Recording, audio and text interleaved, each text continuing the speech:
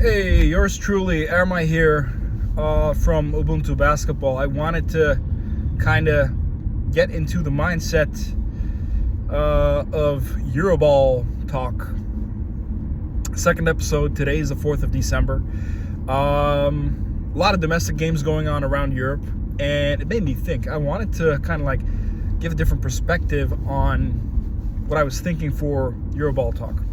So yeah, on a regular basis, I'm going to be covering EuroLeague, Basketball Champions League, some 7 days Euro Cup, and maybe one or two games that I watch throughout the course of the season, and then give you some insight on what kind of games to look at. In a grand scheme of things, I wanted this second episode of Euroball Talk to be a little bit more different than what it potentially has been so far. And I wanted to kind of like take you into this space. So recently, player James Gist, he actually joined Bahçeşehir Koleji Basketball Super League team of Turkey. And during a part of an interview that I actually listened into, I actually heard him dig into a point that I want to cover in this episode today. So there are tons of leagues around Europe that are actually extremely good, high level, and by far competitive without a question. So I wanted to dig into those a little bit. Now, everybody's got their take on what, let's say, leagues are the most competitive and which are the best, to be honest. And I've got my own subjective perspective about this as well, obviously, but I'll try to keep it as objectified as potentially possibly I can, solely for the purpose of kind of like giving an insight on what really does make sense. So number one to me is the Spanish Basketball League, ACB. By far, the number of teams, every year, at the fact that they really challenge each other, and contract-wise, valuation-wise, they really are solid, I think. And also for the given factor that the ACB also holds most of the EuroLeague teams that really do dominate, potentially speaking. Obviously, Real Madrid and Barcelona being top two, but Valencia recently has been doing extremely well, and they're trying to be consistent in terms of getting to the EuroLeague. But yeah, putting all that aside, it's a constant case where a lot of pro players in European basketball, they try to strive towards getting to the EuroLeague. And ACB is primarily a way to go about that. If you can get into the ACB, potentially speaking, playing in the EuroLeague should be, let's say, the penultimate step that you can take. Now, here is the interesting part of my own take on other leagues. I'm going to say that the German Basketball Bundesliga is actually number 2. My primary reason for that is this. Over the last years, I potentially think that valuation-wise, the German Basketball Bundesliga has been so consistent in terms of their team valuations, the kind of players that have been coming in. And more than anything else, I think the league overall has been predominantly getting better and better at driving, let's say, the right kind of player development, let's say, coaching to come out. And in effect, it's also maybe kind of like my take on it is that, like, the second league, the Pro A and the Pro B in Germany, they're also raising their bar because of that. And to a point, I hope this part of it makes sense. Like, the overall, let's say, youth development players that come out of Germany, they're much better equipped at actually handling playing higher level basketball than players from other leagues. And I mean, obviously, at the potential given fact that a lot of European Union circumstances, they also do affect how these leagues actually do come about. I mean, I think that's a point that really is missed a lot, but it should be taken into consideration.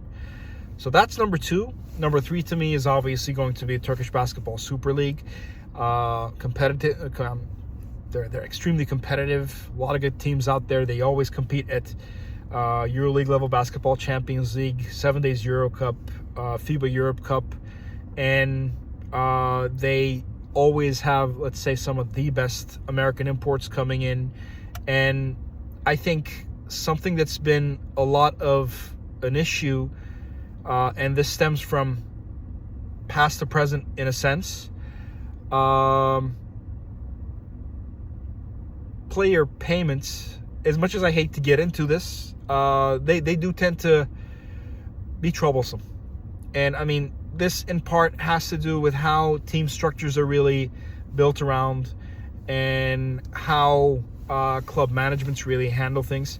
I mean, obviously, when you're playing for teams like Anadolu Efes, Fenerbahce, or one of the, let's say, top tier teams like Galatasaray, Beşiktaş, or Bursaspor, then you don't have those kind of issues. But the teams that are coming in from the lower angles, from the second league and moving up into the Turkish Basketball Super League, those are the teams that usually kind of tend to struggle at least 1 or 2 years, and then they, let's say, get better at handling things.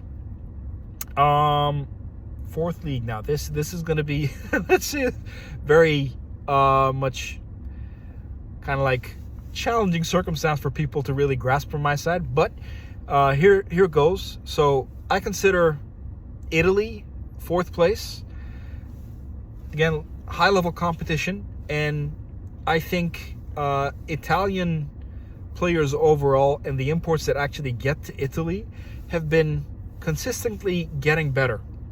And obviously one of my favorite coaches of all time, Coach Ettore Messina. Shout out to you, Coach. I mean, this past summer when I was with Coaching You Live and Coach Brendan Suhr, I mean, my God, I had an amazing time with you. And then piggybacking off of that, it really made me flip into a very different mindset altogether. So the fact that he's head coach of Olimpia Milano, and then you have Coach Scariolo at Virtus Bologna. So, I mean, again, Italy falls to me in 4th place.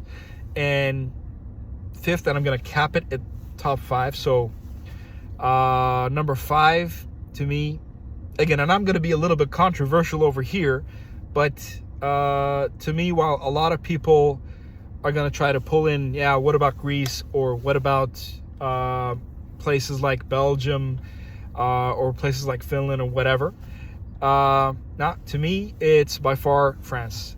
The speed that they play basketball out in France is extremely good, but their main, let's say, issue with it I see is that not all teams are at full competitive level. I mean, you have Asvel, you have the Metropolitans, you have Monaco, obviously, one of the EuroLeague teams as well. And I mean, you have other good teams like Strasbourg as well, potentially in the league. But like teams like Andorra that used to, let's say, be at higher competitive level, they've kind of like dropped down in this space a little bit more. So, just to give you a roundup. So that's where my mindset really is. So Spain, Germany, Turkey, then Italy and France to me are the top 5, let's say, domestic leagues around Europe when it comes to the Euroball effect being best seen. And one thing that a lot of people likely will try to get out from this is, I'm looking at this from a very subjective perspective, but I take the whole youth development aspect of all these countries very, very much in high regard. And that's why I'm kind of doing a restructure based on what this kind of, let's say, top 5 circumstance really is about to me. So yeah, I just wanted to share that in this second episode of Euroball Talk. For those of you that have seen the first episode, thank you so much, and hope that you guys keep on chiming in and also watching and listening. And I'm open to any suggestions. I'm open to digging into any form of insight that you would like to basically find out in Euroball Talk, and always up for collaborations with this show for sure. Yeah, for the rest, hope that you guys follow the YouTube channel Ubuntu Basketball. And guys, another amazing thing that's been happening, I don't know who these people are, but thank you so much for subscribing. Close to about hitting 1,000 subscribers already, and it's only been literally days since I begun the YouTube channel. So please keep watching. Looking forward to adding a lot of very, very amazing insight, and gonna give you some amazing stories too. So yeah, thanks so much again, and definitely looking forward to keep on doing this. Love what I do, and thanks to you guys. Gonna consider definitely keep on growing this as much as I can. So peace and out, and hope that you guys keep on watching Ubuntu Basketball.